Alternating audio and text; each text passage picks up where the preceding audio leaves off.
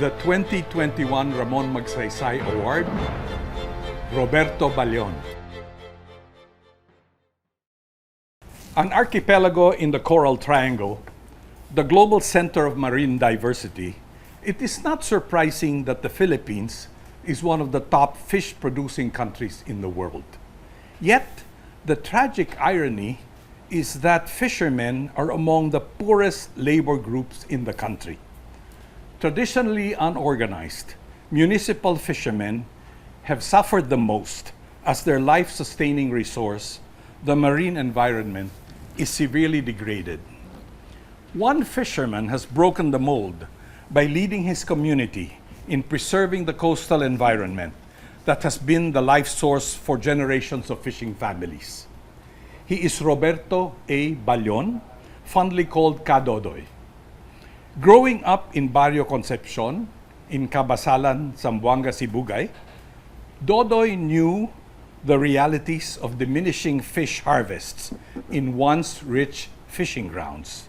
How his father, like other fishermen, would spend long hours at sea and come home earning barely enough to buy rice for the family.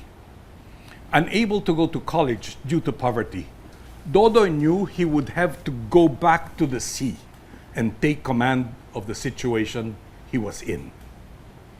In 1986, Dodoy and 36 other fishermen started Kapunungan sa Gagmayng ng Mangingisda sa Concepcion, or KGMC, or Association of Small Fishermen of Concepcion.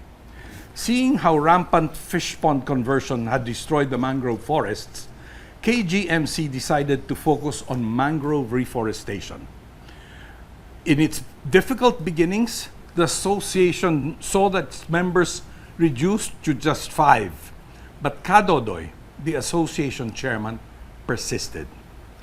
Their perseverance attracted government support, reaching a milestone when the fishermen were granted tenurial rights to the reforested land under a government forestry co-management program.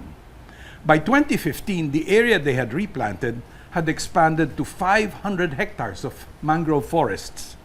What was once a desert of abandoned fish ponds was now an expanse of healthy mangrove forests, rich with marine and terrestrial life. A day's fish catch increased 4 to 5 times over in half the time fishermen used to spend at sea. Improvement in the fisher folks' quality of life is evident in their ability today to buy a boat engine or simple household appliances and send their children to school. From a few members in the 1980s, KGMC now has a membership of 320 households. The group's success led to other projects. Group members were deputized in the municipal government's Bantay Dagat Volunteer Force to protect municipal waters from illegal fishing and mangrove logging. In partnership with development institutions, KGMC is engaged in livelihood projects like oyster production, crab culture, and seaweed farming. KGMC's initiatives have been replicated in other towns in Zamboanga, Sibugay. These and other changes have given new life to Cabasalan, now regarded as the seafood capital of the province and an ecotourism destination. A key mover in this transformation is Dodoy Ballon. His self-sacrificing leadership has transformed his community. When Dodoy and his fellow fishermen were starting out, and it seemed like there was no one to help them but themselves, he said, and I quote, "Our families depend on the sea for our survival, not on politicians or other people. So it is only right that we make its protection our priority." End of quote.